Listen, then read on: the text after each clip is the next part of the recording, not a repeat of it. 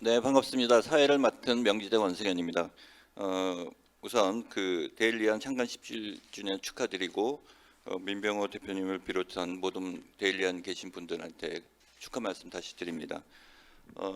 이번 그 경제산업 비전 포럼의 주요 주제는 이제 후보별 경제 정책으로 본 한국 경제 전망인데 최근에 그 이제 대선 후보들이 나오고 있는데 그 상황에서 정말로 중요한 국민에게 중요한 경제 정책에 대한 것이 상당히 소외되어 있는 것 같습니다. 그런데 사실 이러한 경제 정책이 어떻게 향후 5년 동안 진행되느냐가 국민의 후생 복지에 매우 중요하기 때문에 이런 것들을 제대로 가려내고 그 다음에 이를 통해서 향후에 새로운 정부가 경제 정책을 제대로 집행하도록 하는 것이 중요하다고 생각합니다. 그런 의미에서 오늘 그 토론 자리가 의미가 있다고 생각을 하고요. 특히 이제 여기 나오신 6분들께서 각 분야에서 아주 기라성 같은 그 전문 지식을 갖고 계신 분들이기 때문에 좋은 의견이 많이 나올 것으로 기대하고 있습니다. 이 토론과 관련해서 좀 말씀을 드리면 저희가 약간 좀 늦게 시작을 했는데 여기 계신 모든 분들의 그 후생을 위해서 12시에 정확히 끝내겠습니다. 그게 제 의무인 것 같고요. 그래서 12시까지 끝나는 걸 상정해서 생각을 해보니까 이 6분들께서 두 개 라운드로 좀 나눠서 진행을 하려고 하는데요. 첫 번째는 한 10분 정도 각 그 여기 토론자들께서 발표 같은 토론을 하시면 될 것 같고요.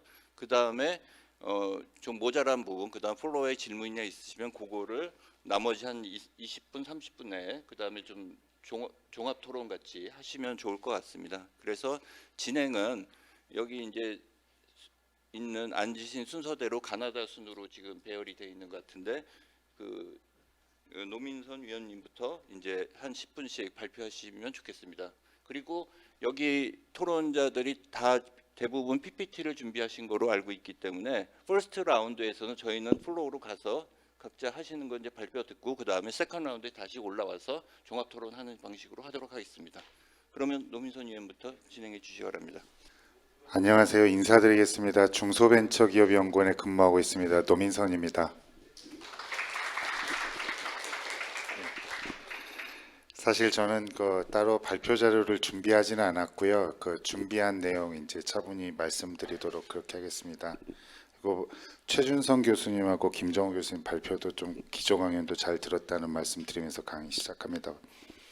제가 원래 요청을 받았던 거는 중소기업 일자리 분야였습니다. 근데 이제 준비하다가 보니까 여기 박영범 교수님이나 최영기 교수님은 일자리 쪽은 완전히 저희 쪽에서 완전 거목들이셔가지고 제가 일자리만 하기 마음이 매우 어렵습니다. 그래서 좀 중소기업 쪽 관련된 내용 조금 추가해서 말씀드리고 제가 원래 요청받았던 중소기업 일자리 내용 말씀드리겠습니다. 사실 중소기업 정책하면 논란이 많습니다. 근데 제가 여러분들께 짧게 말씀드릴 거는 체력을 키우는 정책이었다면 이제는 좀 체력을 향상시키는 정책으로 패러다임을 가져갈 필요가 있겠다. 그래서 체격에서 좀 체력으로 갔으면 좋겠다. 이 키워드를 조금 말씀드립니다. 그리고 이제 일자리 쪽 했지만 중소기업 정책 할 때는 크게 투 트랙으로 가져가는 것도 의미가 있겠다. 하나는 혁신 역량을 제고하는 것, 하나는 일단 우수 인력이 근무할 수 있는 환경을 조성하는 것. 이 두 가지로 결국은 가져가야 될 것 같습니다. 여기에서 소상공인도 있고 벤처도 있고 창업도 있고 다양한 이제 툴이 들어갈 수 있을 것 같고요. 그래서 제가 말씀드릴 거는 주로 이제 혁신 그리고 일자리 이런 측면에서 좀 봅니다. 혁신 관련된 정책은 과거부터 계속해서 정책이 추진되어 왔고 대부분의 정부에서 일정 수준 이상의 성과는 거두고 있었다. 이렇게 이제 좀 생각을 합니다. 차기 정부에 조금 이야기하고 싶은 거는 중소기업 생산성 이슈를 향후 5년간 좀 국가 아젠다로 가져가면 어떨까? 중소기업 생산성 향상 촉진법 같은 것을 제정해 보면 어떨까? 이제 경영상 위기가 오면 기업 사장님들 마음은 이제 조금 많이 이제 어려워져요. 그래서 이제 위기 극복을 하려면 여러분 이제 노동 생산성의 정의가 분모가 종업원수, 쉽게 말하면 분자가 부가가치. 그러면 이제 생산성을 키우는 방법은 분자인 부가가치를 늘릴 건지, 분자인 부가가치를 늘릴 건지, 아니면 분모인 종업원수를 줄일 건지, 아니면 근로시간을 줄일 것인지. 근데 정답은 종업원수를 줄이지 않고 부가가치를 늘리는 것일 겁니다. 그렇다면 이제 생산성이라는 이슈에 대해서 기업이 부가가치를 극대화하고 이런 액션들이 종업원을 줄이지 않는 범위 내에서 일어났으면 좋겠다.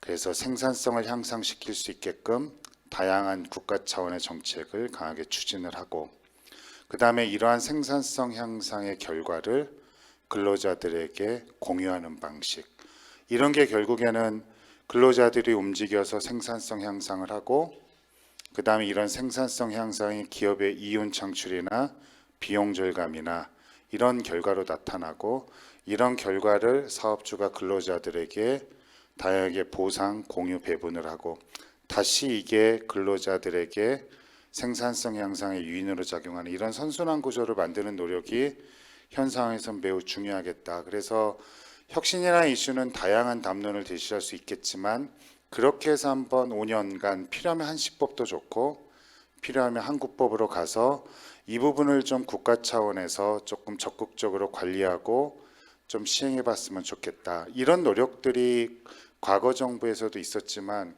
생산성 향상 관련된 대책, 이게 2013년 6월 이후에 지금까지 나오지 않았어요. 중소기업 생산성 관련해서 2008년, 9년, 10년 이렇게 하다가, 물론 대부분의 대책에서 생산성이 직간접적으로 연결은 돼 있겠지만, 그래서 그런 부분에 대해서 좀 말씀을 드립니다. 그리고 일자리 관련된 부분입니다.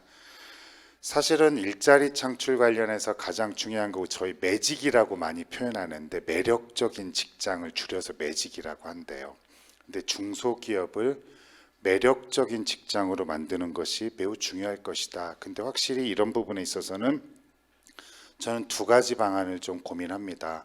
고졸 취업을 활성화하는 부분, 그리고 대중소기업 간 임금 격차를 완화하는 방안, 이 두 가지에 대해서 이야기를 합니다. 고졸 취업 같은 경우는 뭐가 맞다 틀리다 이야기하기는 어렵겠습니다. 하지만 2017년을 기점으로 해서 고졸 취업률이 큰 폭으로 감소를 했고, 여러분 모든 사람들이 좋은 회사를 가면 좋겠지만 중소기업에 가기 괜찮은 환경에 구직자들이 있습니다. 만약에 지방에서 정말 모 대학 갔다고 플래카드까지 붙여놨던 사람한테 야, 너 취업 안 되니까 중소기업 가라. 그럼 그런 분들은 적극적으로 가기 어려울 거예요. 하지만 고등학교 때부터 직업교육을 받고 그 직업교육에 대해서 나름대로 성과를 거두고 이분들이 중소기업에 취업하고 후학습을 통해서 핵심 인력으로 성장하고 또 산업 현장의 마이스터로 커가는 이런 모델을 조금 키워갈 필요가 있겠다. 그래서 중소기업 고졸 취업을 활성화하고 고졸 취업자의 성장 경로를 확충할 필요가 있겠다. 이런 제안을 합니다. 먼저 중소기업과 직업계고 간의 연계를 강화할 수 있을 것이고, 그 졸업을 하면 중소에 취업하지만 병역특례, 산업기능요원이라고 하죠. 병역특례나 군기술병, 군부사관과의 어찌 보면 연계, 그래서 군대 문제를 해결하고, 결국은 이런 인력들이 중소기업에 근무하면서 나중에 학사학위 취득이나 자기주도형 학습 이런 식으로 결국에는 성장 경로를 가져가는 부분은 간단한 것 같지만 매우 중요한 부분이고 시간이 걸리지만 반드시 한 단계 한 단계 해가야 될 부분이라고 생각을 합니다. 그리고 연결해서 고졸 취업자의 소득 확대를 지원할 필요가 있다고 생각합니다. 여러 번 발표에서도 제시했지만 가칭 중소기업 일취월장 공제 프로그램을 만들어 보자. 일취월장이라는 단어의 뜻이 굉장히 한 단계 한 단계 성장하는 그런 것도 있지만, 일찍 취업해서 월급 받고 장가 취업까지 하는 뜻의 줄임말도 있대요. 근데 이런 일취월장 공제 프로그램에서 고등학교 졸업하는 사람들이 중소기업에 취업해서 한 10년간 재직을 하고 한 만기 1억 원 정도의 공제금을 수령하는 것, 여기에서 이제 중요한 거는 1억 원을 그냥 기업이 다 주는 것도 아니고 정부가 주는 것도 아니고 근로자와 기업과 정부가 함께 참여하는 모델일 것이다. 2014년부터 내일체험공제라는 성과보상기금 공제 프로그램이 만들어져 있습니다. 여기에 노사 간 협업을 해서 근로자와 회사가 같이 공제금을 납부하고 정부가 일정 금액을 보존해서 한 1억 원 정도를 한 10년간 만드는 공제 프로그램 같은 경우도 한번 적극적으로 검토할 필요가 있겠다, 이런 생각을 하고요. 그 다음에 R&D 관련된 부분에 대해서 조금 더 관심을 가질 필요가 있겠다. 역시 대중소기업 간 격차를 완화하거나 중소기업이 성장할 때 또 생산성 향상 앞단에 제시했지만 뭐니 해도 R&D의 중요성에 대해서는 아무리 강조해도 지나치지 않을 것이라고 생각합니다. R&D 관련된 부분에서 다양한 역량을 강화할 필요가 있겠다. R&D 일자리 관련된 부분에 대해서도 적극적으로 좀 고민할 필요가 있겠다, 이런 생각을 좀 하고 있습니다. 특히 예를 들어서 이런 부분들도 검토해 볼 수 있을 것입니다. 지금 교육부에서 전문학사를 졸업하거나 아니면 고졸 이렇게 졸업을 하면 장학금을 지급하고 중소기업 취업과 연계하는 프로그램이 있는데, 이공계 대학원생을 대상으로 해서 한번 이런 장학금 취업 연계 장학금 프로그램이 한번 만들어지면 어떨까? 예를 들어서 석사 박사 과정생들, 대학원 재학하고 있는 사람들, 중소기업 취업을 연계해서 장학금을 지급하고, 또 장학금은 등록금과 뭐 저희가 이제 자기개발 지원금이라고 하죠. 이런 형태로도 될 수 있을 것이고, 또 등록금 같은 경우는 아마 이공계생들 같은 경우는 다양하게 등록금을 지원받는 경우들이 많으니까 중복해서 지원을 일정 부분 해주는 방안들도 있을 것이다. 그리고 중소기업 취업과 연계하는 방안도 있을 것이다. 이런 형태로 이공계 대학원생들의 중소기업 취업과의 연계하는 방안도 분명히 조금 이제 적극적으로 검토할 필요가 있겠다, 이런 생각을 하고, 그 다음에 중소기업 취업 연계형 인력 양성 프로그램을 확충할 필요가 있겠다. 취업 연계형 인력 양성 프로그램은 없지 않습니다. 하지만 최근 들어서 뭐 코딩 이야기도 많이 하지만 인문 계열을 졸업한 사람의 나름대로의 어찌 보면 기술 분야에 대한 수요, 그리고 이공계 분야를 졸업했지만 조금 더 분야의 전문성이나 진로를 통해서 교육에 대한 수요, 이런 부분들 같은 경우 취업을 연계한 인력 양성 수요는 학위뿐만이 아니라 비학위 과정에서도 현장과의 접점을 강화하는 형태로 다양하게 추진할 필요가 있겠다, 이런 정도의 좀 생각을 합니다. 그리고 중소기업 환경, 좀 이런 중소기업을 둘러싼 환경에 적극적으로 대응할 필요가 있다. 마지막으로 이제 외부 중소기업을 둘러싼 환경에 적극적으로 대응할 필요가 있다는 말씀을 드리고 이제 좀 이야기를 마치려고 합니다. 예를 들어서 ESG 관련된 부분도 많이 이야기하지만 저희가 중소기업과의 하나의 접점을 가져가는 부분도 중요하겠다. 하지만 중소기업은 혼자서 하기에는 아직까지 역량이 부족하다. 그렇다면 대기업이라든지 중견기업과의 다양한 협력을 강화할 필요가 있겠다.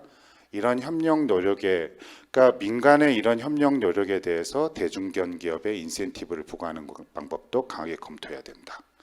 그래서 정부가 모든 것을 주기보다는 민간의 적극적인 참여, 이런 민간의 참여 노력에 대해서 시장과의 어찌 보면 조화, 접점, 그리고 이런 부분에 대해서 인센티브를 지급하는 형태가 훨씬 더 합리적이고 현실적일 수도 있겠다, 이런 생각을 조금 많이 하고 있습니다.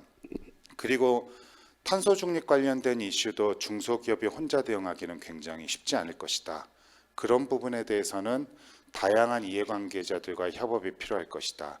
역시 생산성 향상이나 이런 부분에 있어서는 개방형 혁신, 우리 오픈 이노베이션이란 말을 많이 하는데, 이런 부분에 대해서 다양한 주체 간의 협업, 그리고 중소기업의 혁신을 강화하려는 노력, 이런 부분, 그리고 정부 차원의 적극적인 지원, 이런 부분이 연계돼서 좋은 성과를 낼 수 있을 거라고 기대를 합니다. 이상 말씀드렸습니다. 고맙습니다. 안녕하세요. 한성대 경영학과 박영범 교수입니다. 저는 뭐 일자리 정책에 대해서 이제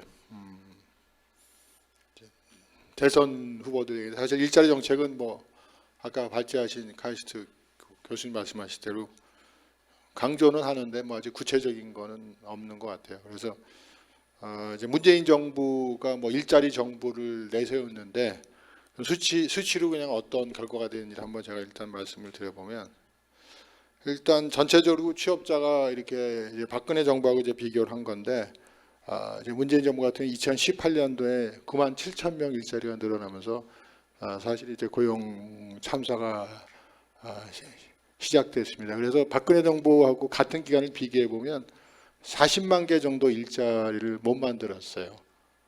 특히 이제 2019년 코로나 발생 이전까지. 그리고 연령별 취업자를 볼 것 같으면은 이제 뭐 60대 일자리가 없었으면 실제로 일자리는 이제 줄어들었다 이렇게 얘기를 할 수 있습니다. 60대 일자리의 상당수는 아시다시피 이제 재정 일자리죠. 정부에서 많은. 그래서 이 재정 일자리 같은 경우는 제가 어느 지자체 이렇게 공원을 걷다 보니까 이제 노인분들이 이렇게 뒤에다가 이렇게 뭐 약간 공원 정리 작업을 하고 있던데 그 뒤에 그렇게 써 있더라고요. 무슨 뭐시 어르신 소일거리 봉사단 그렇게 써 있더라고요. 그래서 되게 재밌던 게 소일하면서 봉사하면서 돈을 받는 그런 거고, 이제 지하철 같은데 이제 앉아 계신데 이제 역 같은 거 잡으면서 물어보면 대답을 못 하신데 그냥 앉아 계신 거예요. 그 의자 앉고. 그러니까 뭐 이제 그런 식으로 해서 일자리가 많이 만들어졌고요. 산업별 취업자 보면 이제 그러다 보니까 제조업 쪽에서는 일자리가 계속 줄어들고, 재정 일자리가 많은 이제 공공 사회 서비스 분야에서 일자리가 굉장히 늘어나고 있습니다. 그리고 인구 증감 대비해서 취업자 증가라면 이제 사실 이번 올해 들어와서 한 5개월 정도 40만 명 이상 늘어나고, 특히 6, 7, 8월은 50만 명 이상 늘어났습니다. 좀 줄고는 있지만, 그러니까 이제 작년도 워낙 일자리가 죽을 서서 기저효과의 영향이 있지만, 특히 연령대별 취업자가 다 특히 30, 40대가 감소하다가 다행히 지난 8월 달에는 30대 제외하고 나서 취업자가 다 증가했는데, 정부에서는 이게 인구가 감소해서 그런 거다는데 사실은 그것도 틀린 얘기예요. 왜냐하면 60대를 제외한 모든 연령대에서 인구가 다 감소했는데 30대만 준 거거든요. 아마 제가 해석하기에는 30대는 지금 시장에서 만들어지고 있는 허들의 일용직이라든가 정부 일자리에 섣불리 취업할 수가 없기 때문에 그 일자리를 이제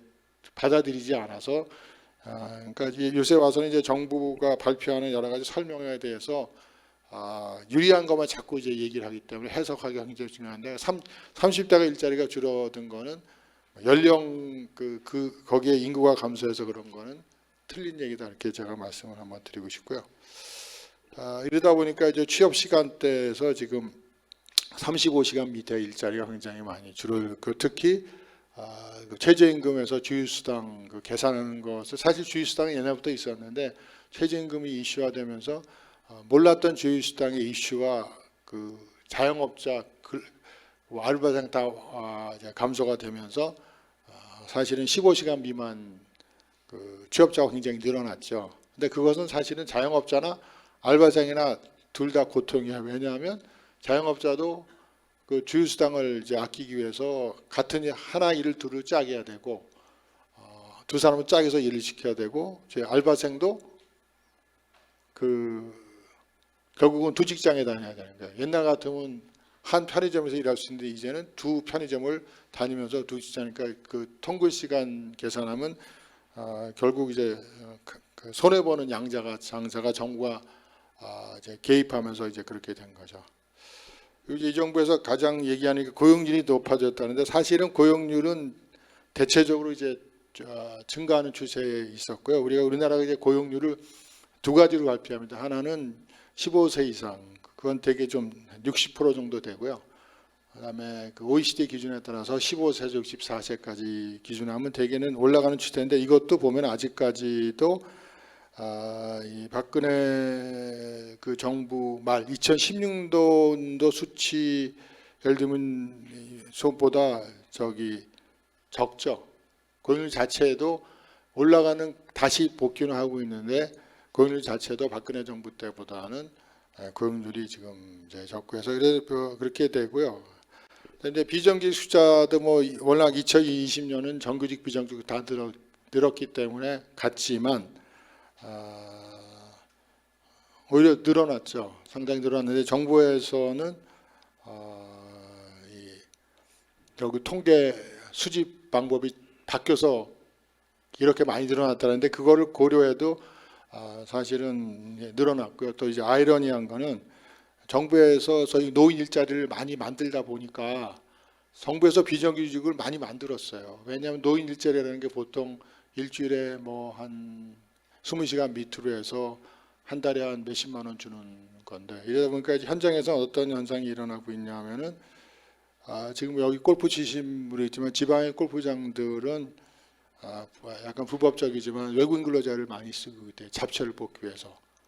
근데 잡초를 뽑기 위해서 예전에는 이제 동네 노인분들이 많이 지원을 해서 했는데 그거를 만약에 그 소득으로 잡히면 골프장은 이제 정규 업체니까 소득으로 잡히면 이 정부의 공공치료 사업에 참여할 수 없기 때문에 그거를 비공식적으로 현찰로 달라 이제 그렇게 제안을 해서 안 해주니까 지금은 아마 이 시기에 골프장에서 잡초를 안 뽑으면 골프장 자체가 운영이 안 되기 때문에 그래서 이런 얘기 예를 들면 최근에도 언론에 한번 났지만은 이 정부 재정 일자리가 많이 만들어지면서 소위 농촌에서 일자리 없다. 왜 편하게 정부 재정 일자리가 하면 되는데 왜 어렵게 반일을 하냐 뭐 이제 그런 식의 일자리가 되고 있고요. 그다음에 임시직업 파트타임 취업자 비중을 비교해 보면 우리 G7이나 OECD 평균하게 보면 우리나라만 지금 올라가고 있다. 특히 정부 들어와서 이렇게 말씀드리고 있어요. 결국은 이제 이 정부가 문재인 정부가 이제 일자리 정부를 지향했지만 결국은 오히려 코로나19 때문에 실패한 일자리 정부가 이제 분치를 하게 된 거죠. 모든 걸 이제 일자리 코로나로 돌리면 되는데 2019년도에 벌써 고용 참사는 확연하게 일어났던 것이 40만 개 일자리가 같은 기간 박근혜 정부보다 덜 만들어졌다는 거에서 나타나고 있는 거고 아까 우리 그 발제하실 때 그 교수님이 이제 이재명 지사가 공정과 성장을 얘기했는데 사실 문재인 정부도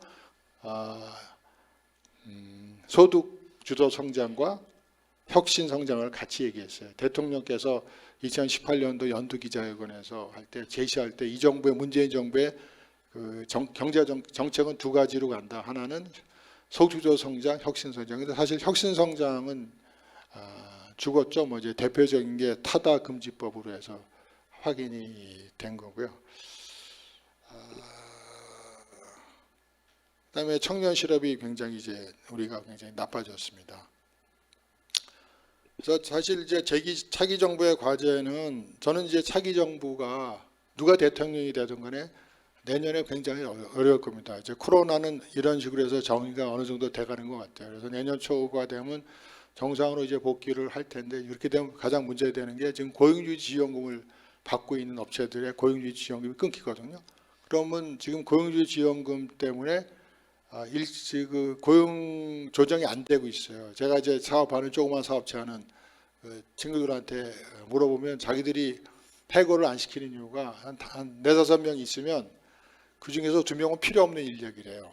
근데 2사람은 핵심 인력인데 만약에 이 2사람을 해고시켜버리면 핵심 인력까지 정부 고용주의 지원금을 못 받아서 내보내야 되면 다음에 경기가 정상으로 돌아왔을 때 이 핵심 인력을 자기네가 다시 확보할 수 있을지 확실히 못하기 때문에 그냥 그 정부에서 90% 주니까 자기가 유지하고 있지만 내년 만약에 이제 정상화되면 당연히 자기들은 비핵심 인력은 해고시킬 거라고. 그래서 이 사실은 정상화되면 그게 그 기업의 어떤 대기업들은 좀 정부 눈치도 오지만 중소업체들에서 상당수 이제 그런 고용 조정이 일어날 것이고 또 하나는 요새 이제 비대면 수업이라든가 재택근무가 활성화되면서 지금 이제 저희 택배가 호황 아닙니까? 근데 결국은 이게 그 정상화되면 비대면 수업도 줄어들 것이고 재택근무도 줄어들면 결국은 이 택배, 이 플랫폼 산업도 구조조정으로 받을 수밖에 없어요. 그런 구조조정을 받으면 거기서 일하는 인력 자체가 구조조정을 받게 되니까 내년에는 그러니까 누가 대통령이 됐던 간에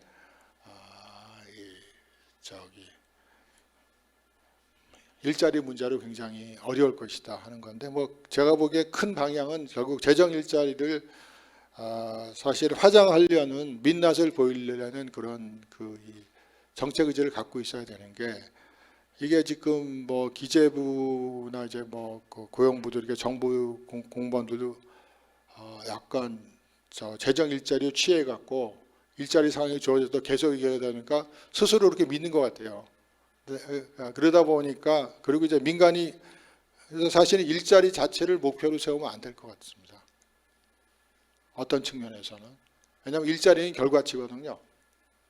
일자리를 자꾸 결과치를 자꾸 목표로 하다 보니까 안 되면 자꾸 최근에 올해 같은 경우는 물가 목표치가 2% 넘어갈 것 같으니까 지금 공공요금을 동결해서 물가 목표치를 잡겠다는 게 정부가 하는 일이에요. 그게 규제 당국이.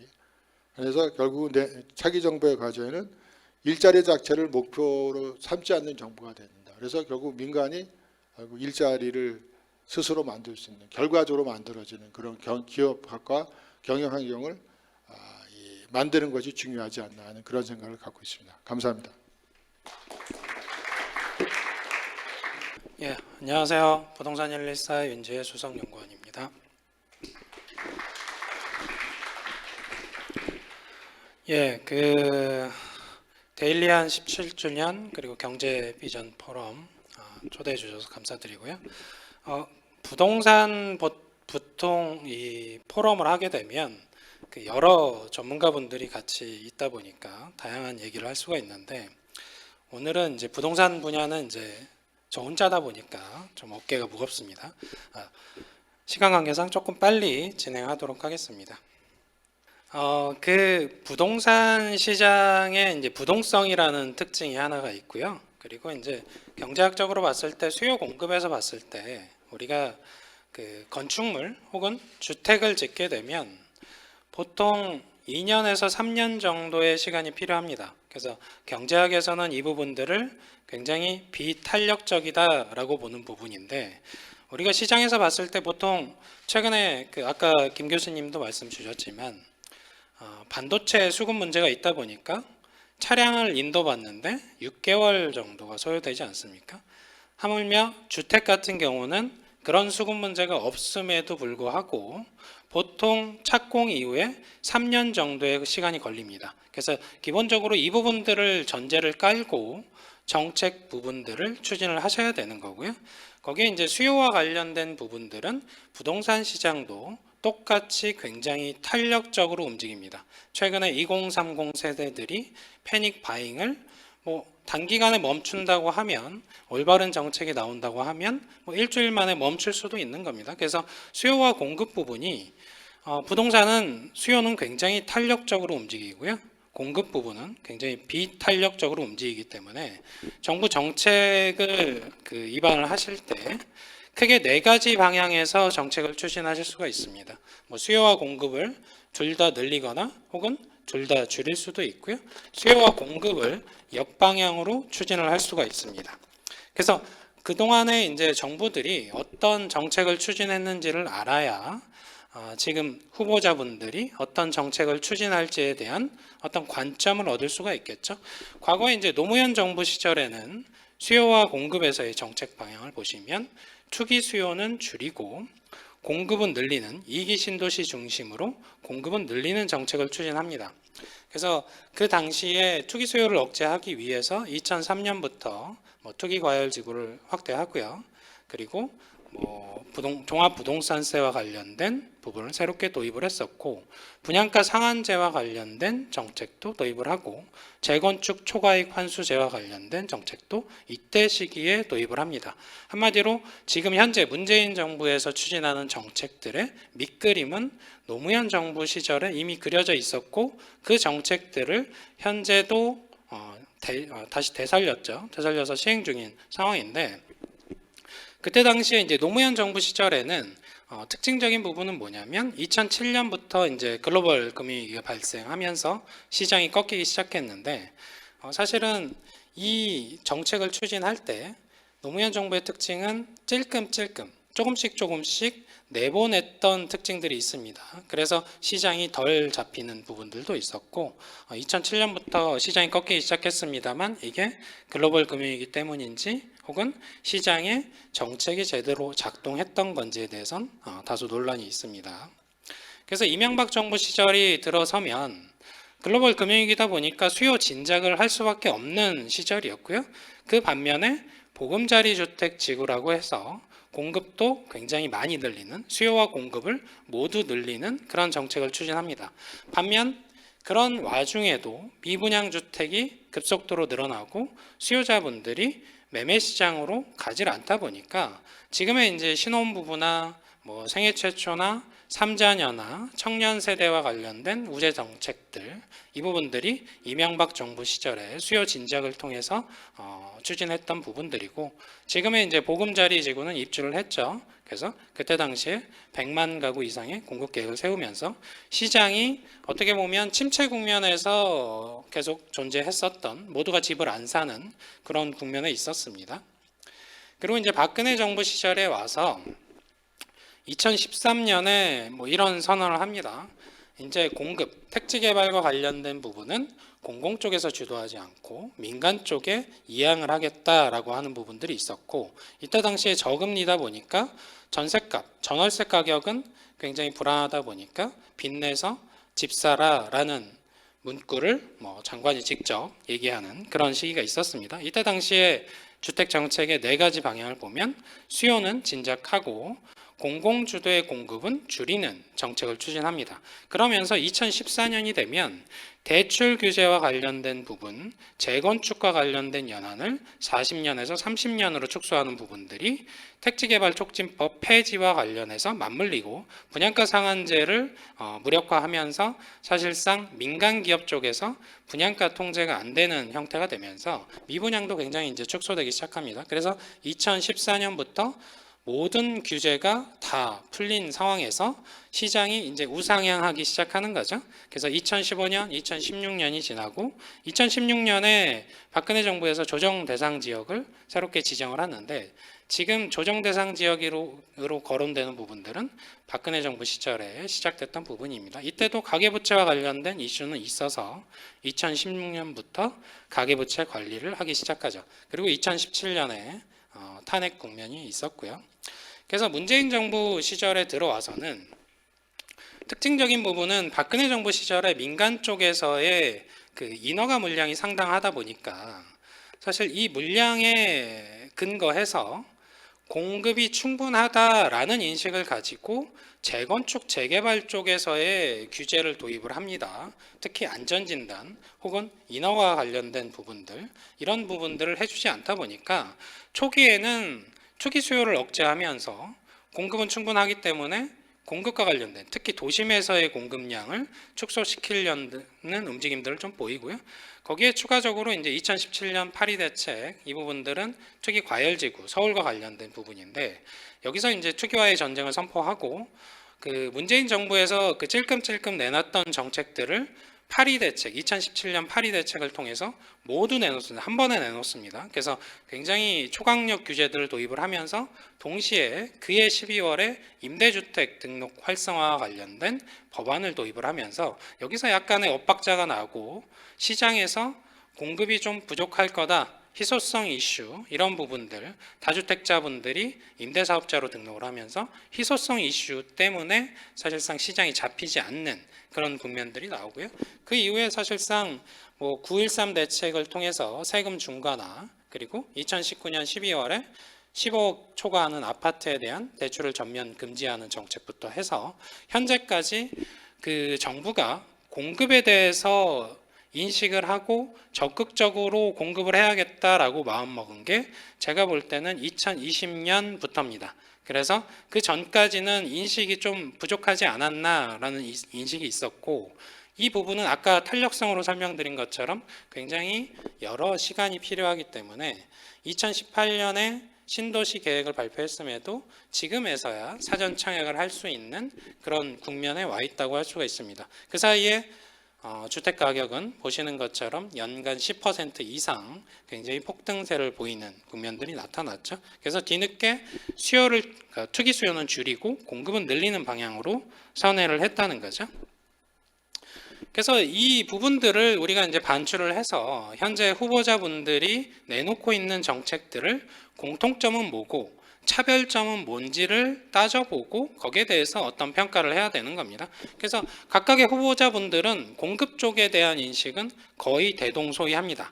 방식이 다를 뿐인 거죠. 뭐 기본주택을 통해서 할 거냐, 혹은 뭐 성남의 서울공항을 이전해서 공급을 할 거냐, 혹은 재개발 재건축을 활성화할 거냐, 혹은 대규모 개발과 관련된 도심 고밀 개발을 할 거냐, 이런 부분들의 차이만 있을 뿐이지 공급을 많이 해야겠다라는 인식은 다 동일합니다. 뭐 이재명 후보나 윤석열 후보 같은 경우는 임기 내에 250만 호 공급 계획을 발표도 했었고요. 다만 차별점은 뭐냐면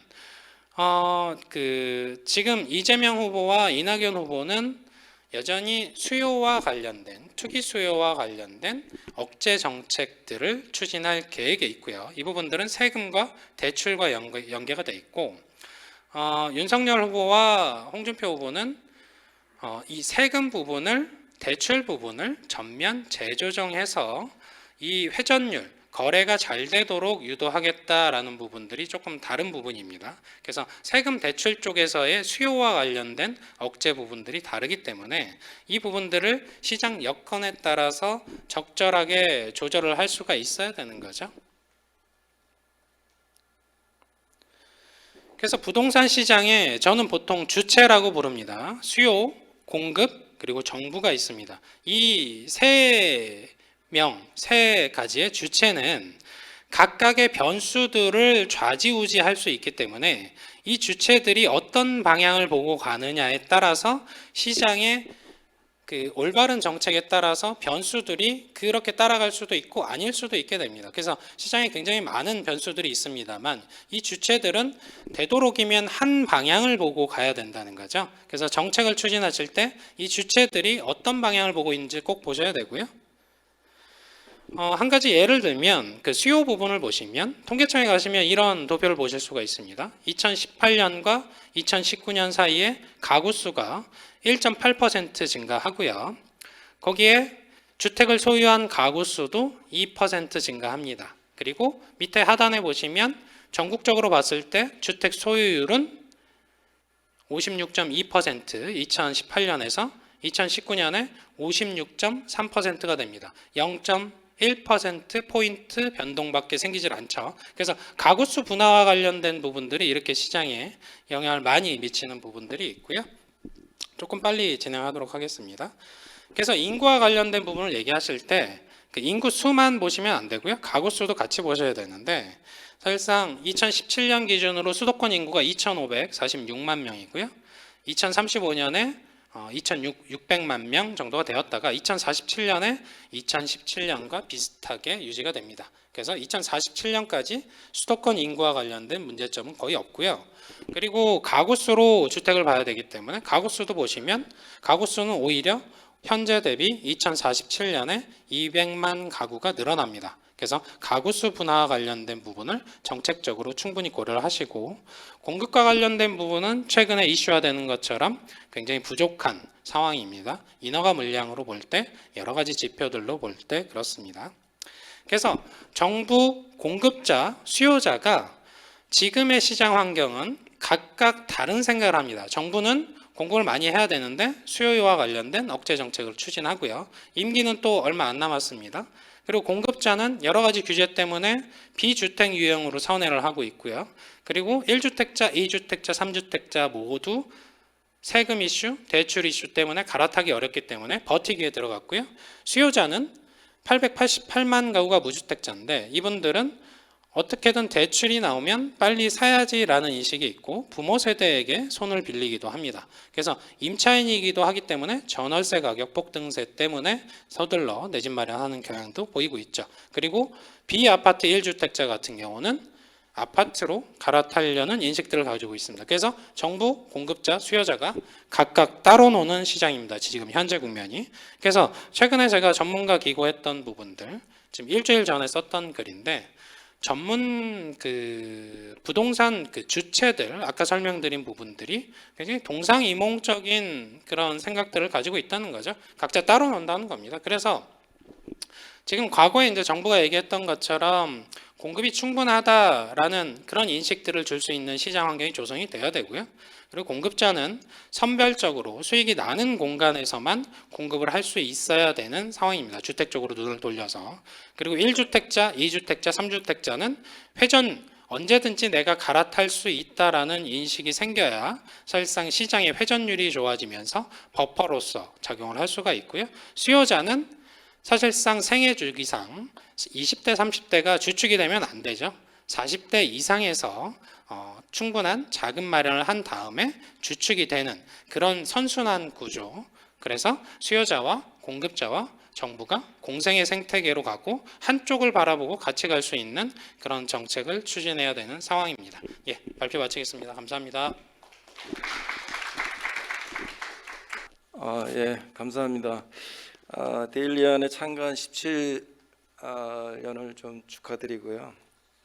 아까 처음에 이제 초반에 각자 그 후보들의 공약들 이렇게 보여주고 했는데 금융과 관련된 공약은 거의 없는 것 같아요. 그렇다고 해서 우리나라 금융이 이렇게 좀 잘하고 있는 것 같지도 않은데 금융에 대해서는 그런 공약들이 잘 안 나오는 것 같아요.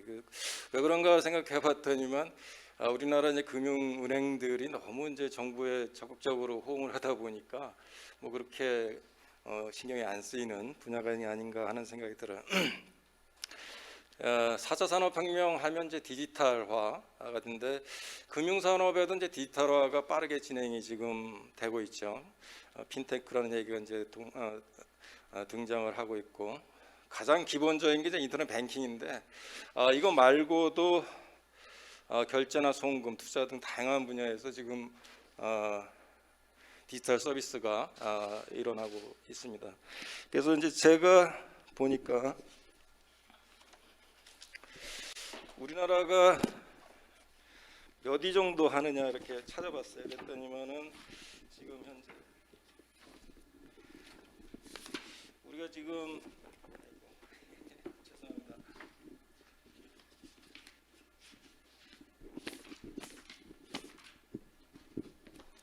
근데 핀테크 지수라는 것이 있는데 지금 우리가 2019년에 19위 하다가 작년에 18위, 이제 지금 현재 26위로 계속해서 떨어지고 있고 중국은 반대로 27위 하다가 지금 15위로 이제 이렇게 우리를 역전을 해 나가고 있습니다. 그러니까 우리나라가 이게 디지털 이쪽이 활발하게 안 하는 건 아닌데 다른 나라들이 훨씬 더 빠르게 이쪽에 디지털화를 이제 추진을 하고 있다, 이런 이제 증거가 될 수 있을 것 같아요.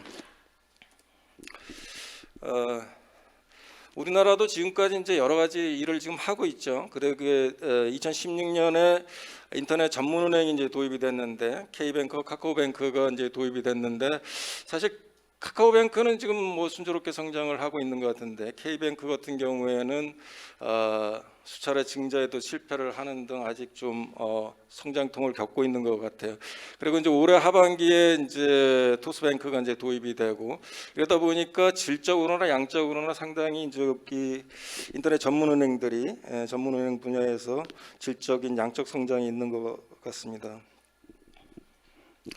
그리고 2018년에 금융 혁신을 지원을 하기 위해서 특별법이 제정이 됐기 때문에 혁신 금융업자가 이제 규제 개선을 이제 요청을 할 수가 있게 됐고요. 그리고 2019년 4월부터 잘 아시다시피 이제 금융 샌드박스를 운영을 해서 혁신적인 아이디어나 이것을 테스트하고 사업화할 수 있는 기회를 이제 열어준 거로 판단이 되고 있습니다. 그래서 지난 4월에 이제 금융규제 샌드박스 성과 발표해 보면은 현재 한 139건의 이제 혁신금융 서비스가 지정이 되어 있고 이 중에서 78건이 이제 시장에 지금 에서 이제 테스트를 지금 하고 있는 걸로 평가되겠습니다. 그다음에 이제 현 정부에서 좀 잘했다고 좀 칭찬을 해주고 싶은 것이 데이터 3법, 이게 개망신법이라고 해서 상당히 지금 우리 조롱거리가 됐었던 법들이었죠. 이것이 이제 통과가 개정이 되면서 이제 새로운 이제 그 개인 맞춤형 서비스가 이제 가능하게 됐어요. 특히 이제 그 개인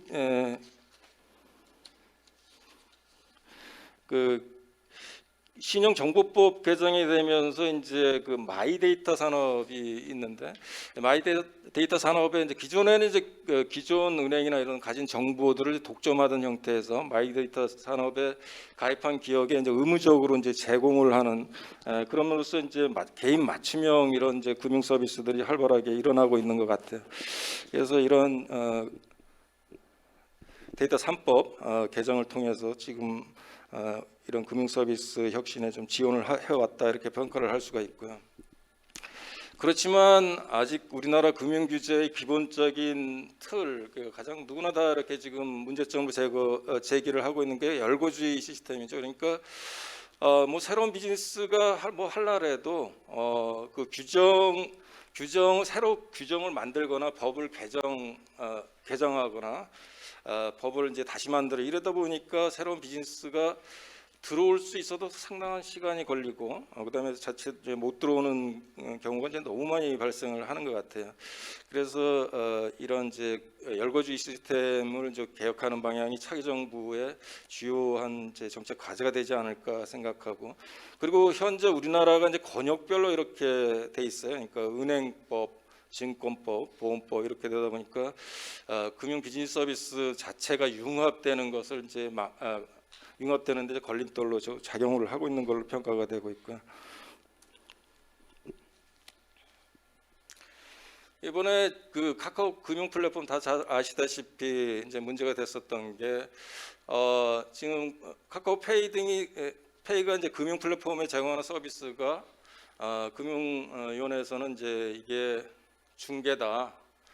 그래서 이제 금소법에 등록을 해야 된다 그렇게 요구를 하고 카카오 측에서는 이게 중개가 아니라 광고다 이렇게 이제 해서 이제 맞서기도 했지만 사실 보면 금소법에 그 중개에 대한 개념이 없어요. 그러니까 뭐가 중개고 뭐가 광고인지가 이제 불분명하게 돼 있었고 그러다 보니까 이제 이런 일이 일어났는데 그래서 금융위원회에서 이제 광고하고 중개의 차이점을 이렇게 또 보도 자료를 냈는데 읽어봐도 좀 명확하지 않다 이런 생각이 들 정도로 이 중개와 금융에 대한 혼동이 좀 있을 수 있고요.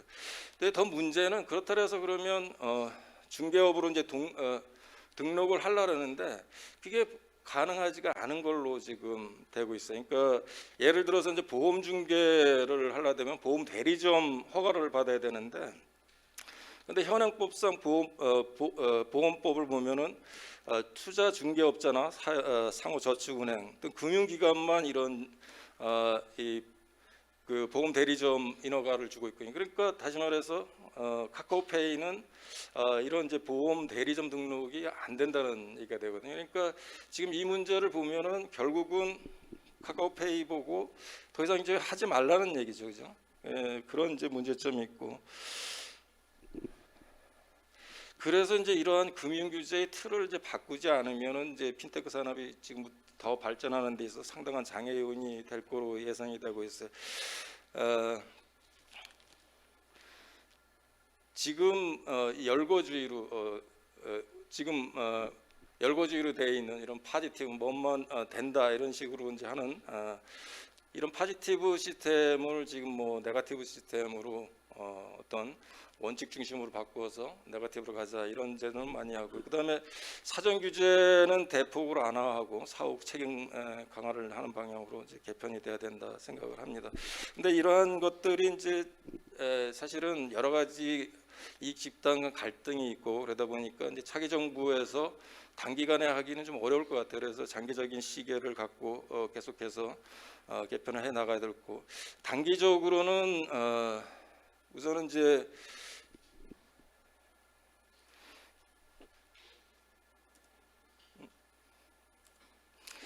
단기적으로는 어떤 이제 시장 가격에 개입하는 이런 여러 가지 이제 규제들이 상당히 많이 있는데, 그 예를 들면 영세업자들의 카드 수수료 상한제, 이거는 지금 기존 은행들에만 적용이 되고 네이버나 이런 데는 적용이 안 되다 보니까 기존 이제 은행들이 이제 반발이 상당히 심한 걸로 나타나요. 그래서 그쪽도 규제를 하라는데 차제에 이러한 이제 규제 자체를 없애서 시장 가격에 개입하는 규제 자체를 없애는 방향. 그다음에 또 동일 업무, 그러니까 기능주의로 이제 이게 분업화되어 있는 것을 이제 기능주의로 바꿔서 이제 동일 업무에는 동일한 규제가 적용이 되도록 하는 이런 식으로 바꿔야 될 거로 생각이 됩니다. 그리고 더 거기에 이제 한 가지 더 몇 가지 좀 하면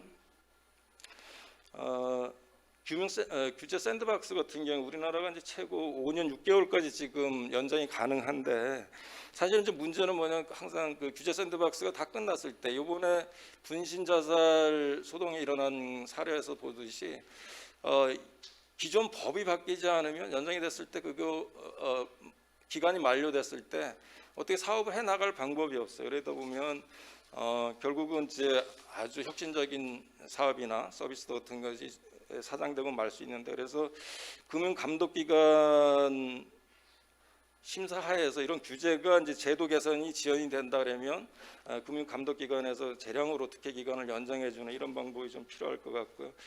그리고 지금 우리에서 금융 플랫폼 종합 지급 결제 사업자라는 게 있으니까 금융 플랫폼들이 원스톱으로 결제 송금뿐만 아니라 이제 다양한 금융 서비스를 원스톱으로 할 수 있는 이제 금융 종합 지급 결제 사업자를 이제 지금 국회에 산정이 돼 있는데, 기존 은행이 상당히 이제 반발을 하고 있고, 지방은행은 뭐 지방 파산이 되고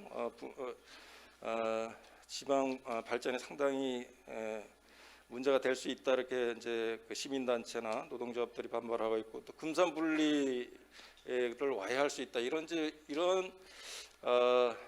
반대 목소리 때문에 지금 결국은 추진을 못 하고 있는데, 이것도 사실은 차기 정부에서는 빠른 그러니까 모든 이제 규제를 할 때 아까 그 김동연 총리도 말씀하셨지만 이해 상충이 상당히 심하기 때문에 그걸 가능한 빠른 조속히 이해관계를 해결을 하고 종합지급 결제 사업자 시스템도 좀 통과를 시켜야 된다 생각을 합니다. 예, 이상입니다.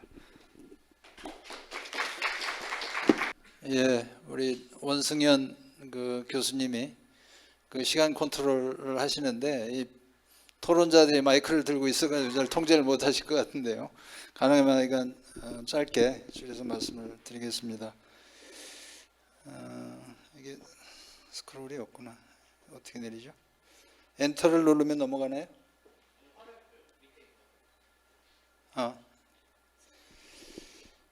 그 고용 노동 문제가 이번 대선에서 인기 메뉴죠. 인기 메뉴라는 것은 별로 문제가 안 풀린다는 얘기죠. 문제가 많다는 얘기고, 뭔가 다음 정부에서 시원한 해법 같은 거를 기다리는 문제인데, 이게 사실은 한 25년 된 문제라고 저는 봅니다. 외환위기 이후에 성장률이 떨어지고 일자리 창출 실적도 안 좋고, 그리고 일자리가 나와도 뭐 비정규직이라든가 불안정한 일자리가 많이 늘고 이래서 고용의 양적 질적 위기가 한 25년 지속됐다. 이 문제가 지금도 계속되고 있다고 보고요. 다음 정부가 짊어질 과제는 지금보다 더 가중됐다고 할 수 있습니다. 디지털 전환, 뭐 기후 위기에 대한 대응, 에너지 전환이죠. 그리고 포스트 코로나 시대에 야기되는 어떤 경제적 회복과 고용 회복, 이게 삼중의 전환의 과제를 안고 있기 때문에 다음 정부는 더 큰 부담을 짊어질 텐데요.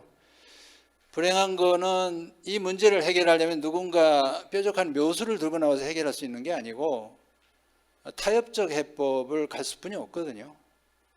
그러니까 분열과 갈등 속에서는 이 문제가 저는 해결될 수 없다고 봅니다. 근데 지금 정치적 상황은 경제적 양극화 못지않게 정치가 양극화되어 있기 때문에 다음 정부가 그런 시원한 개혁의 해법을 만들 수 있는 그런 개혁 연합을 만들 수 있을지 지금 상태는 굉장히 좀 부정적이다 이렇게 봅니다. 제가 좋아하는 그림인데요. 단속 평형이라는 개념이 있대요. 진화생물학인데 사회나 인간이 발전할 때 진화를 할 때 이렇게 점진적으로 조금씩 진화하는 게 아니고 계단식으로 돌출적으로 돌연변이식으로 발전을 한다는 거예요. 그러니까 한국 경제가 지금 발전의 단계를 보면 뭐 우리가 흔히 얘기하는 G7 그 초등학교 때 교과서에서 보던 그런 선진국 대열에 합류할 수 있는 굉장히 가능성이 높은 그런 시기에 와 있는데 그 교착 상태로 지금 오래 끌고 있는 거 아닌가. 정치 경제적인 교착 상태에 빠져 있다. 그러니까 새로운 균형으로 가려면 뭔가 파괴적 혁신, 흔히 얘기하는 그런 과정을 한번 거쳐서 새로운 균형으로 넘어가야 좀 안정적이고 우리가 뭐 여러 가지 바라는 그런 것들이 실현되는 경제사회가 될 텐데 아직 그 고비를 못 넘고 있는 단계가 아닌가. 그리고 고용노동 문제는 그거의 핵심적인 과제라고 저는 봅니다. 다음 정부가 노동에 대한 태도, 노동 문제를 어떻게 다뤘으면 좋겠는가 보면 최근에 그 국민의힘 그 후보 경선 토론에서 두세 차례 토론할 때마다 핵심 뜨거운 쟁점이 이제 노동 고용 문제였어요. 근데 역대 정부에 이렇게 보수 정권 10년, 뭐 진보 정권 10년 이렇게 보면 이게 교차를 하는 것 같아요. 노동에 대한 태도가 일관되지 않고 보수 정권은 좀 약간의 그 비우호적, 적대적 이런 스탠스인 반면 진보 정권은 우호적이죠. 친노동이죠. 근데 김대중 정부, 노무현 정부의 그 진보 정권에서의 노동에 대한 태도는 친노동이긴 한데 그래도 전략적, 능동적인 어떤 그런 태도를 취했다면 문재인 정부에서는 좀 너무 이렇게 너무 친노동 일변도로 간 측면이 있다고 저는 봅니다. 그래서 이거는 이게 뭐 그렇게 해서 뭔가 성과가 있으면 좋아요. 그러니까 친노동을 하는데 정부가 정부답게 자기 할 일을 하면서 친노동을 해야 되거든요. 그러니까 국민들이 진보 정부한테 친노동하면서 기대하는 거는 노동계의 어떤 정상화, 뭐 좀 양보, 국민 경제에 대한 어떤 자기 책임을 다하기를 그런 자세 전환을 진보 정부가 좀 이끌어내줬으면 하는 그런 기대였을 텐데 너무 선물 주기에 바빴다. 그러니까 뭐라 그럴까요? 이게 뭐 선물 잘 사주는 정부, 선물 잘 주는 정부, 예쁜 오빠 컴플렉스 뭐 이런 그렇게 보인 거예요. 결과적으로 보면. 그래서 다음 정부는 적어도 그렇다고 지금 뭐 일부 후보들이 얘기하는 것처럼 노조와 뭐 일전불사하고 뭐 어디를 뭐 이렇게 어떻게 하겠다 뭐 이런 거는 저는 꼭 길인지는 모르겠고요.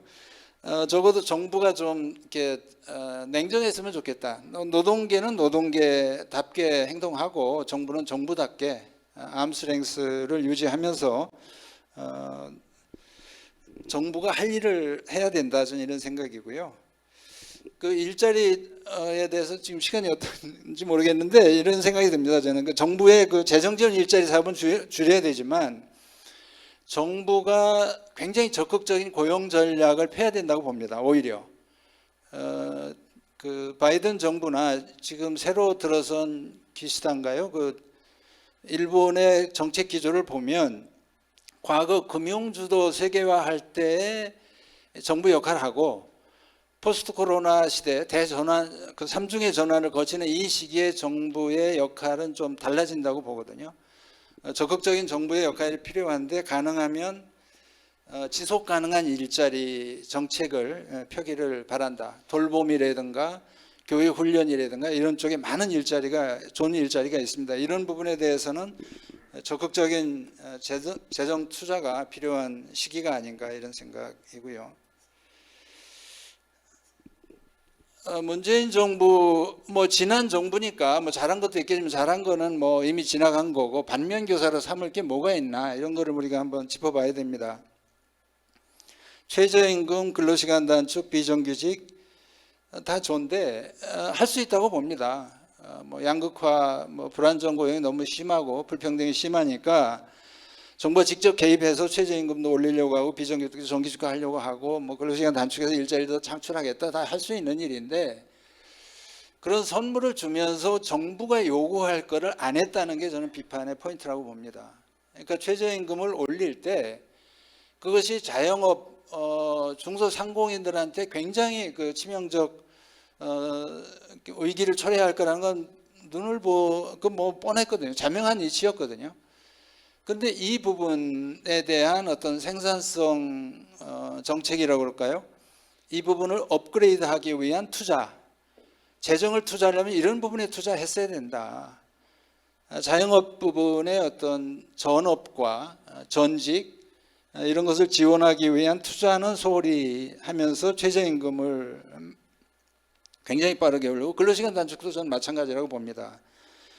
비정규직, 정규직과 정부에서만 했잖아요. 민간 부분은 움직일 수가 없었던 겁니다. 너무 경직적인 정규직화를 정부가 추진을 했는데 그동안 25년 동안 비정규직이 늘어나는 데는 시장에 그런 어떤 푸시가 있었단 말이에요. 비정규직이 늘어날 수뿐이 없는 구조였기 때문에 왜 늘어나는지 저걸 그냥 방치하지 않고 개선한다면 어떻게 개선할지 비정규직 노동시장을 업그레이드하기 위해서는 정부가 어떤 투자를 해줄 수 있는지 이런 거에 대한 좀 메뉴를 만들 때 단품 메뉴만 만들고 세트 메뉴를 만들지 않은 거예요.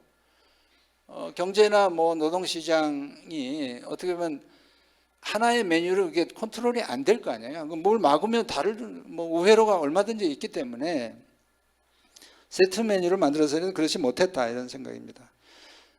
막판에 나왔던 전국민 고용보험이나 일하는 사람을 위한 기본법 이런 시도들은 저는 맞는 방향이라고 저는 봅니다.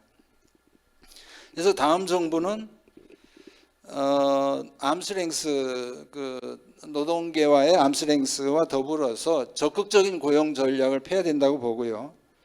그리고 노동개혁을 노동법 한두 조항 고쳐서 일거에 바꿔놓겠다고 하는 그런 과도한 뭐라 그럴까요? 전 그건 만용에 가까운 거고 실제 실현이 안 될 겁니다. 그거는. 그래서 훨씬 더 현실적인 실용적인 그런 해법을 지속적으로 추진해야 되지 않나 이런 생각입니다. 노동시장 구조개혁의 방향을 말씀을 드리자면 그러니까 가장 많이 얘기되는 우리 데일리안에서도 아마 그런 입장이실 것 같은데요. 근로기준법 24조 경영상의 해고 조항을 이렇게 대폭 수정을 해서 해고를 쉽게 하면 쉬운 해고가 되면 모든 문제가 풀린다. 그리고 민주노총 버릇 고쳐놓으면 민주노총에 무릎을 꿇리면 모든 문제가 해결된다. 이렇게 단순한데요. 이게 실현되기는 쉽지 않은 거예요. 실현되기는 쉽지 않습니다. 그래서 근로기준법 24조가 들어오는데 수많은 어떤 과정들이 있었던 거거든요. 정치적 타협을 통해서 그런 정도뿐이 못 간 측면이 있기 때문에 그거를 나는 어느 순간 단번에 고칠 수 있다. 이거는 실현 가능성이 없다고 보고요. 우리 노동시장의 큰 문제는 저는 연공 하나를 들려면 근로기준법 24조보다는 연공주의 패러다임이 더 큰 문제라고 봅니다. 기수문화, 연령에 따른 이렇게 대접, 뭐 이런 문화들을 고쳐야 된다. 그래서 인사와 임금과 기업 문화에서 연공주의에서 좀 더 냉정한 직무주의, 성과주의, 능력주의 이런 것들을 확산하는 그런 다양한 그 방법들이 있습니다.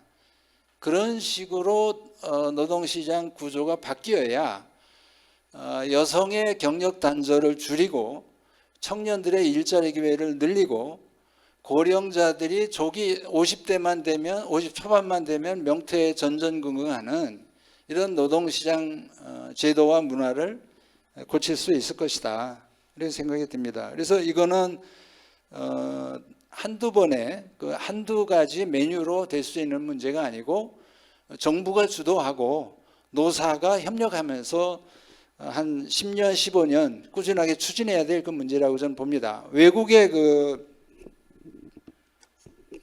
사례들을 보면요, 우리나라 정부는 보수 진보 정권을 교차하면서 냉탕 온탕을 오락가락한 거거든요, 정책들이. 근데 노동개혁에 성공한 일자리 창출에 성공한 독일이나 네덜란드 이런 나라들은 꾸준하게 정권의 성격과 관계없이 꾸준하게 타협 노선을 간 거예요. 손해가 나더라도 그런 타협 노선을 간 데는 같습니다. 영국 타협 안 되겠다고 판단을 하고 대처는 10년 동안 일관되게 노조와 부딪힌 겁니다. 이거는 어떤 게 정답이 타협만 꼭 옳은 거라든가 노조하고 싸우는 것만 해법이라고 할 수 없습니다. 자기 나라의 여건에 맞춰서 싸울 능력이 있으면 싸워서 무릎을 꿇리고 그게 안 된다면 타협을 해야 되는 거예요. 그래서 일관되게 가야 된다. 정권의 성격에 관계없이 일관되게 가야 되고 다음 정부는 적어도 타협적 해법으로 갈 수뿐이 없지 않을까. 우리가 당면한 고용의 위기, 노동시장의 경직성을 감안해 볼 때 타협적 해법을 갈 수뿐이 없다. 참고 갈 수뿐이 없다. 이런 생각입니다. 일본은 대처도 영국도 아니고 독일도 아니었어요. 자기들식의 길을 간 겁니다. 개혁을 안 하는 것 같은데 무대 뒤에서 꾸준히 뭔가를 한 거예요. 한 20년 지나고 보니까 많이 변했습니다. 일본 노동시장이. 지금 70대까지 그 정년을 연장하겠다고 그러고 있고 고용률도 꽤 많이 올려놨고 임금의 경직성, 연공주의도 많이 개선을 했습니다. 그래서 자기가 처한 그 나라의 정치적 상황, 노사관계 현황을 봐가면서 해법을 실용적이고 현실적인 해법을 찾는 게 길이다. 저는 그게 정부의 적극적 고용 전략과 점진적인 타협적 노동개혁 방식이라고 생각을 합니다. 예, 이상입니다. 감사합니다. 예, 여러분 안녕하세요. 성균관대학 경경주입니다. 근데 제 얘기가 좀 사실 좀 굉장히 전문적인 분야라서 어쩌면 더 지루하실지 모르겠다라는 생각이 듭니다. 좀 가능하면 시간도 짧고 하니까 좀 간략하게 말씀드리도록 하겠습니다. 먼저 데일리안 17주년 진심으로 축하드립니다. 위스키도 17년 지나면 프리미엄급이라고 그러던데 17년 이제 지냈으니까 한 단계 더 질적으로 발전하는 그런 언론사가 되기를 진심으로 기원합니다. 저는 복지 분야 토론을 맡았고요. 여러 대선 주자들이 복지 분야와 관련해서 주로 많이 하고 있는 얘기는 이제 소득 보장, 현금 복지라고도 알려져 있어요. 소득 보장 분야에 초점이 맞춰져 있습니다. 아마도 본선을 가게 되면 좀 더 다양하고 구체화된 얘기들이 나올 텐데 지금은 이제 소득 보장에 초점이 맞춰져 있고 그 소득 보장을 초점에 맞춰주게 한 가장 중요한 거는 여러분 다 아시는 기본소득이 있죠. 기본소득이 먼저 나왔고 그 기본소득에 대한 뭐 찬반의 여러 가지 논란이 제기되면서 소위 NIT라고 하는 뭐 부의소득세라는 게 나왔고 뭐 그걸 지금 공식적으로 공약으로 채택한 후보자는 없습니다만 뭐 그와 유사한 그런 아이디어를 빌린 뭐 안심소득제, 뭐 공정소득제, 뭐 이런 것이 이제 여야 간의 소득보장체계와 관련해서 주된 공약으로 제시가 되고 있는 것 같아요. 한국 소득보장체계는 사실 좀 복잡해요. 아마 여러분들도 상당히 다달이 보험료를 떼는 것들이 많죠. 연금, 국민연금 보험료 낼 거고, 산재보험은 뭐 여러분들 우리 피용인들 같은 경우에 산재보험료를 내지 않습니다. 그다음에 고용보험료 낼 거고요. 또 받는 것도 있어요. 출산해서 뭐 여러분 육아휴직을 할 경우도 있고, 또 잠깐의 실업 기간 동안에 실직급여 같은 거 받기도 하고, 또 지금 그러신 분은 없을 수도 있겠습니다만 어쨌든 노동시장에서 은퇴한 다음에는 연금급여라는 거를 받죠. 우리 생활에 대단히 밀접한 관련을 갖고 있습니다. 그리고 아주 소득이 낮은 경우에는 이런 사회보험이 아니라 공공부조라고 하는 일련의 제도들이 밑에 깔려 있어요. 그래서 노인이 되면 기초연금을 받고, 장애인 같은 경우에는 장애인연금, 그 다음에 이제 최근에 생긴 국민취업지원제도라는 것도 있고, 그 다음에 이제 가장 밑에 국민기초생활보장제도라는 그런 제도가 깔려 있습니다. 그러니까 소득보장체계가 다양한 분야별로 다양한 제도들의 믹스로 존재를 합니다. 근데 당연히 여러 가지 문제점들을 가지고 있죠. 제가 앞에 그림에서 설명드렸던 것처럼 한국의 소득보장체계가 다양한 분야에서 다양한 제도 유형으로 만들어지기까지는 상당한 시간이 소요됐고, 그 과정에서 해당 분야에 대한 재원 투입의 규모는 계속 커졌습니다. 물론 많은 사람들이 얘기하는 것처럼 저 오른쪽 그림 보면 GDP 대비 공공복지비 비중인데 여전히 낮아요. OECD 평균이나 뭐 G7이나 EU 21 국가들에 비교하면 상당히 낮지만 여전히 그 증가의 기울기는 상당히 빠른 편이라는 걸 알 수 있죠. 급속하게 발전을 했습니다. 여전히 그런 중이고, 그럼에도 불구하고 굉장히 다양한 문제점들을 가지고 있는 것으로 평가됩니다. 이제 사회보험 분야만 얘기를 하자면, 이제 여러분들 다 사회보험에 가입해서 다달이 보험료를 내는 그 사회보험 분야로만 한정을 시켜서 얘기를 하자면, 사회보험은 사실은 노동시장의 중심과 주변의 분리의 기초에서 직역별로 기업별로 제도화되어 있습니다. 그렇기 때문에 여전히 일을 하고 있음에도 불구하고 사회보험에 가입하지 않고 있는, 우리가 이제 보통 사각지대라는 비유적 표현을 쓰는데, 사각지대의 규모가 굉장히 넓어요. 2019년 기준으로 우리나라 취업자 전체, 일하고 있는 취업자가 2,740만 명입니다. 이 중에 임금 노동자가 2천만이 좀 넘고, 비임금 노동자가 자영자들이 한 680만 되는데, 고용보험 미가입자를 따져보면 전체 일하고 있는 사람들의 50.6%는 고용보험에 가입하지 않고 있습니다. 연금, 국민연금, 직역연금을 다 포함한 연금의 경우로만 봐도 전체 취업자 27.3%, 거의 한 3분의 1 이상이 연금에 가입하고 있지 않아요. 굉장히 넓은 사각지대입니다. 근데 문제는 이런 넓은 사각지대가 앞으로 나아질 것이냐, 별로 그렇지 않을 거라는 겁니다. 아까 앞에서 말씀하셨던 것처럼 뭐 디지털 자본주의, 그다음에 코비드-19 이런 것들이 사실은 사회보험의 사각지대를 더 넓힐 가능성이 굉장히 높다는 겁니다. 공공부조도 마찬가지예요.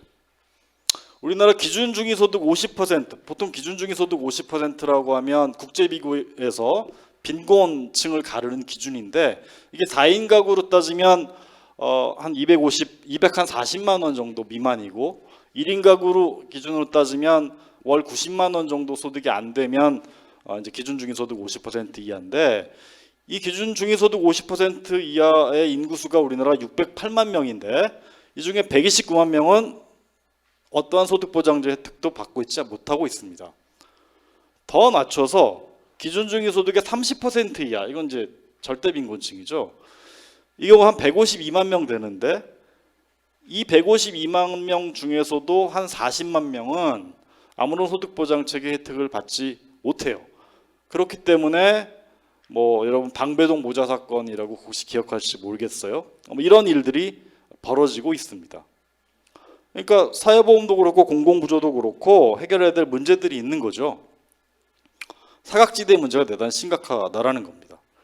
일선에서 일하는 공무원분들께 여쭤봤어요. 사각지대 문제가 가장 심각한 사회보장제도가 뭐냐? 국민기초생활보장제도, 공공부조를 뽑았습니다.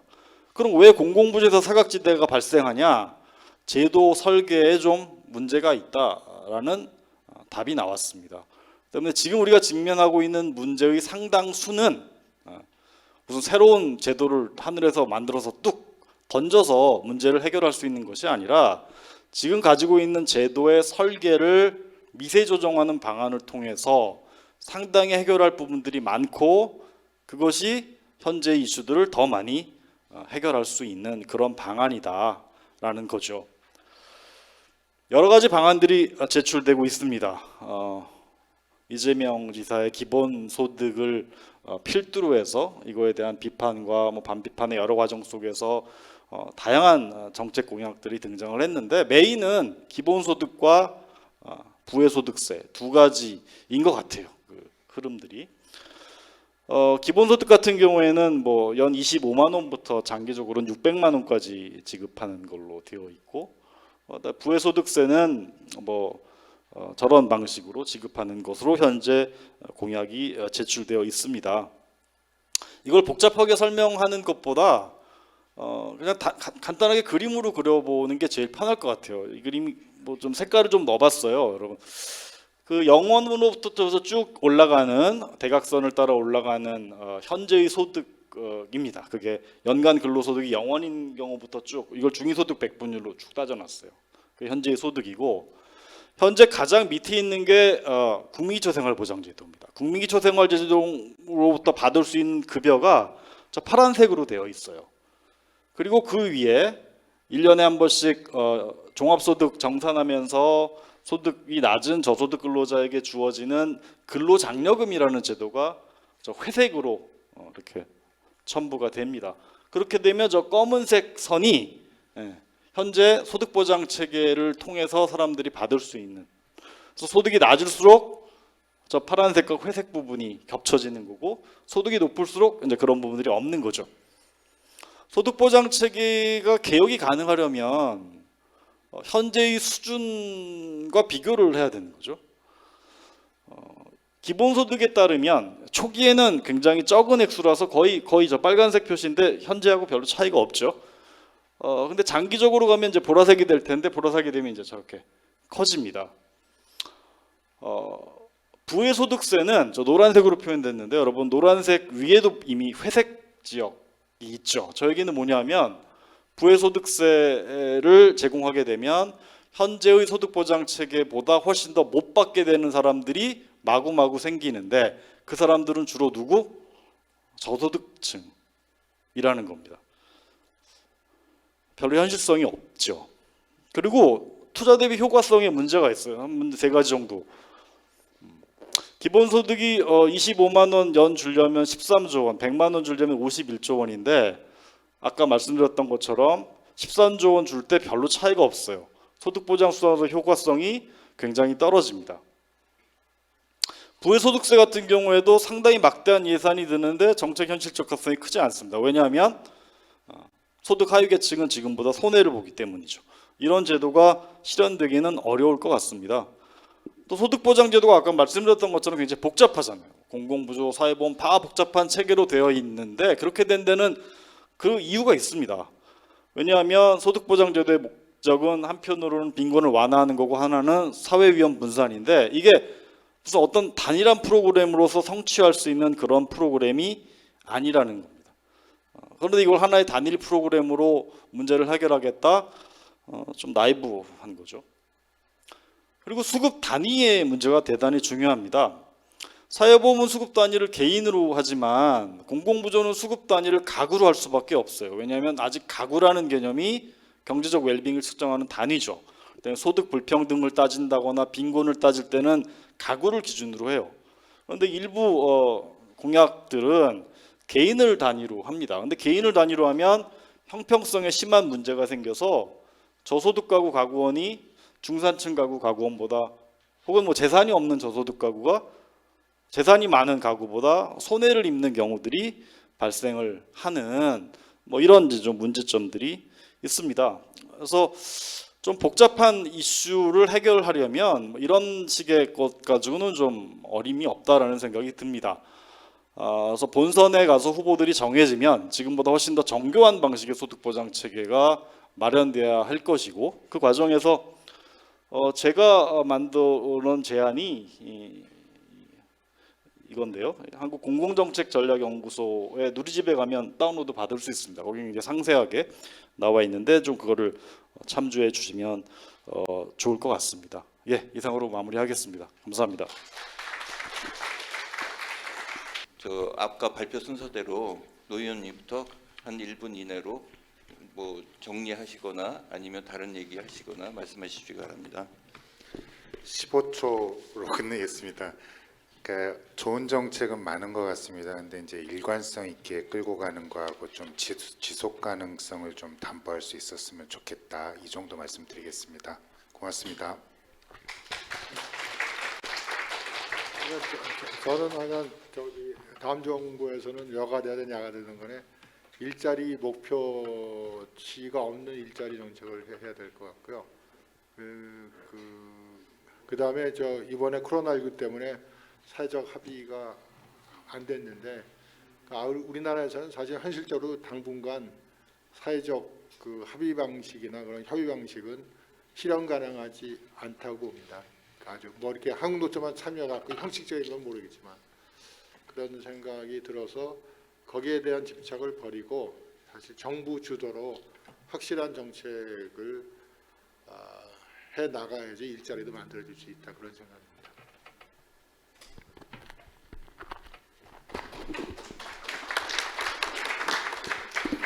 예, 그 부동산과 관련해서 다른 얘기를 하나 설명을 드리면 그 노무현 정부 시절에 우리가 이제 종합부동산세를 도입을 할 때 상위 1%, 2%를 위한 세금이다라고 말씀을 하신 적이 있습니다. 그래서 특정 시점에는 어떤 분들은 나 종합부동산세 내는 사람이야 하면 어떻게 보면 약간 찬사를 받는 그런 경향들을 보이기도 했습니다. 왜냐하면 세금을 내서 그 부분들이 뭐 하위에 해당되시는 분들에게 돌아갈 수 있는 체계가 형성이 되면 사실 다주택자가 됐든 1주택자가 됐든 이런 분들이 세금을 내는 부분에 대해서 사실 공격을 받으면 안 되거든요. 근데 최근에는 이제 종합부동산세를 내신다고 하면 마치 뜯기는 사람처럼 취급을 받고 또한 공격을 받는 대상이 되기 때문에 과연 그분들이 기분 좋게 세금을 내고 있나 이렇게 생각을 해보셔야 되는데 그래서 투기와 투자와 실수요자는 굉장히 종이 한 장 차이로 구분이 되어 있습니다. 그래서 명확하게 구분이 어려움에도 불구하고 단순히 다주택자가 돼서 혹시 임대사업자를 하시는 분들도 계실 수 있고 자녀가 3명이어서 자녀에게 주기 위해서 3주택이신 분들도 있고 혹은 본인이 거주하고 부모 세대가 거주하기 위해서 2주택이신 분들도 있습니다. 이분들을 과연 투기의 성격으로 봐야 되냐 하는 부분에 있어서 세금을 정당하게 걷고 그분들을 좀 우대하는 정책도 같이 추진할 필요가 있다. 이렇게 설명을 드리겠습니다. 예, 감사합니다. 예. 제가 이게 토론 섭외를 받았을 때 제가 금융을 맡는 줄 모르고 전반적인 현 정부 이제 문제점 그래서 뭐 그런 것들을 이제 토론한다 그랬는데 나중에 브로셔 보니까 금융 규제 쪽으로 제가 박혀 있더라고요. 그래서 통화를 해서 했더니 그냥 좀 해달라 그래서 나름대로 이제 준비를 했는데 사실 부족한 점이 좀 많았다 이렇게 생각이 됩니다. 근데 어쨌든 보면은 요새 최근에 자꾸 이제 우리나라 규제 자체가 인기 영합적으로 가는 거 아니냐. 이게 기존의 기존 기업들의 이제 반발이 심하면 그게 어디가 더 표가 많은지를 또 이렇게 생각을 해서 그쪽에 손을 들어주는 타다가 대표적인 예였지만 금융 쪽에서도 요새 빅테크 규제 또 얘기가 이제 나오고 있어요. 이제 그 보면은 EU에서 이제 빅테크를 하고 미국도 최근에 와서 이제 그 얘기를 하니까 하는 것 같은데 EU가 빅테크를 규제하는 이유는 자국의 EU 영내에 있는 빅테크 산업이 없기 때문에 그런 거니까 그러니까 약자니까 그 사람 이제 영내에 있는 빅테크를 키우기 위해서 빅테크 이제 소위 말하는 구글이나 애플, 아마존 이런 기업들이 EU 쪽에 와서 활동하는 걸 막기 위해서 하는 건데 우리나라는 네이버나 카카오 이미 국내에서 상당한 점유율을 갖고 있어요. 근데 그거를 규제를 이제 지금 하겠다니 어떻게 보면 바보 같은 짓을 지금 하고 있는 거죠. 그러니까 스스로 우리나라 네이버나 카카오를 좀 끌어내리고 다른 해외 때 점유율을 넘겨주는 이런 바보짓을 지금 하고 있는 거고, 그래서 그런 측면에서 보면 이런 빅테크 이런 게 규제는 좀 지양해야 되겠다라는 생각이고, 또 차기 정부에서 바라는 거 한 가지만 더 있다면 규제 자체를 너무 이게 경쟁자를 보호를 하는 것 같아요. 그러니까 빅텍이나 대기업들의 그런 혁신이 기존의 중소기업이나 열악한 이제 기업들에 이제 너무 고통을 주니까 그 기업을 그런 이제 중소기업들을 이렇게 보호를 해야 된다는 규제가 너무 많은데, 사실 중소기업이라는 해서 아까 최준성 교수님도 말씀하신 작은 게 아름다운 건 아니거든요. 그러니까 혁신을 못하고 경쟁력이 없는 기업들은 시장에서 퇴출되고 그 기업들이 와서 또 다른 사업을 한다든가 이런 게 하면 되거든요. 그런데 그런 기업들을 너무 보호하는 식으로 규제를 하다 보니까 경쟁자를 보호하는 거니까, 우리가 앞으로는 이제 차기 정부에서는 그 경쟁자보다는 공정한 경쟁을 보호하는 이런 규제가 좀 됐으면 좋겠다, 이런 생각입니다. 예.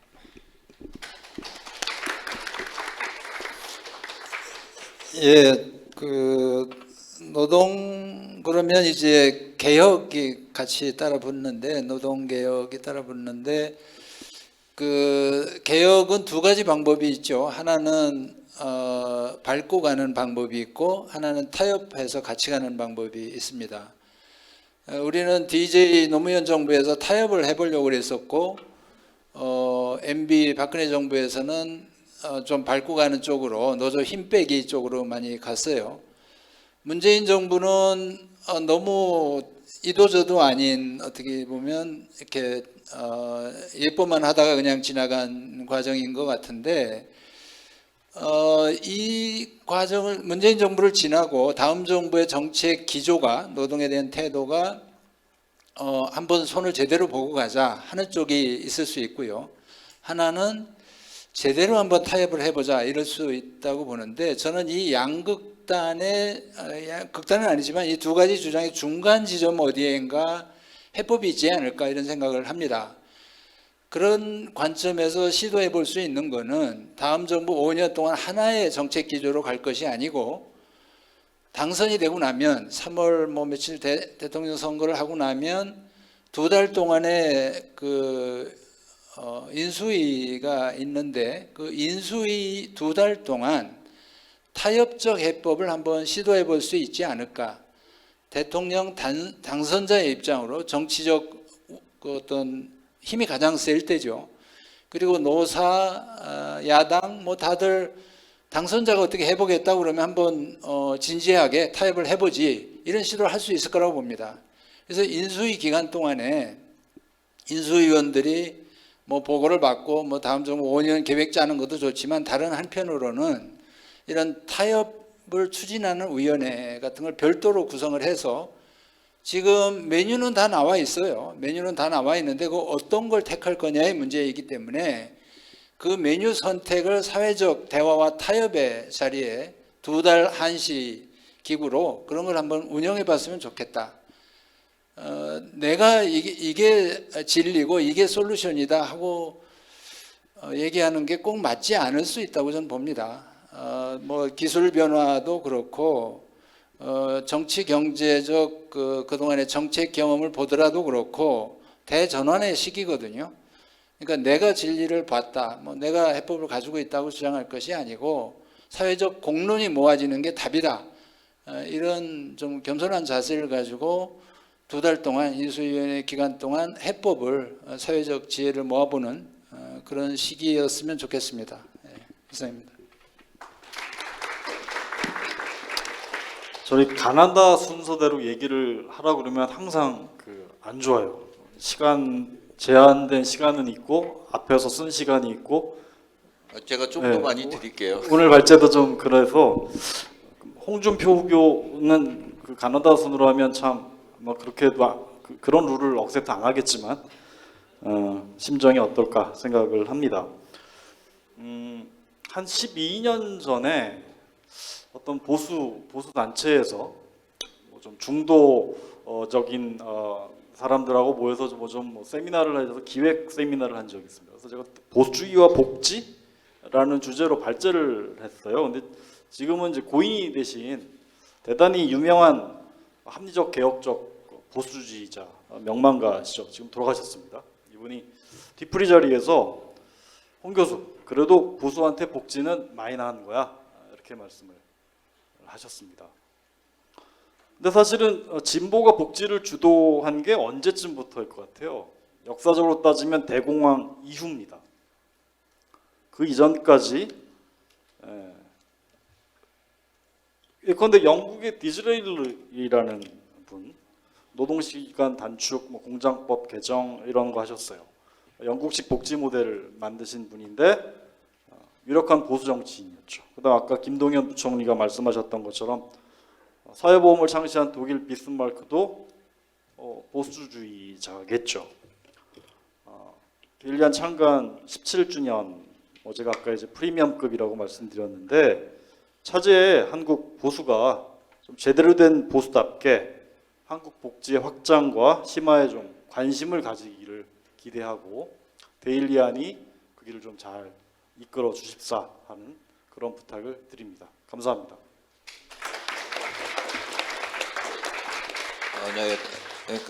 감사합니다. 뭐 마무리를 좀 하자면 여기 두 분 발표하시고 그다음에 여기 토론자 6분 말씀 들어보면 경제 정책의 문제가 그동안 계속되었던 일자리나 규제의 문제 등등 해가지고 만성적인 문제가 여전히 해결되지 않고 있고 거기에 추가해서 최근에 이제 구조전환의 문제, 빅테크나 기술 환경에서 어떻게 대응할 것이냐의 문제, 그다음에 좀 더 단기적인 코로나 이후에 포스트 코로나 시대에서 과연 이것이 백투 노멀로 갈 것인지 뉴노멀로 갈 것인지 그에 대한 어떤 대책이 뭐가 있는지 이런 아주 다양한 그 경제 정책의 과제들이 있고 내년에 대선에서 당선된 대통령은 이 과제들을 얼마나 잘 수행하느냐가 중요할 것이라는 것을 확인할 수 있었던 것 같습니다. 뭐 이 과정에서 이제 많은 분들이 말씀하시지만 결국은 어떤 코페르니쿠스적인 전환이 아니라 지속적이고 그다음에 우리가 점진적인 방식으로 경제 정책을 잘 취하는 것이 매우 중요하겠다 이런 말씀도 좀 확인할 수 있었습니다. 앞에서 발표하신 주제 발표하신 최진성 교수님하고 김정우 교수님 그다음에 토론 정말 짧은 시간에도 훌륭한 토론을 해주신 6분들께 감사 말씀을 드립니다. 이상으로서 토론을 마치도록 하겠습니다. 감사합니다.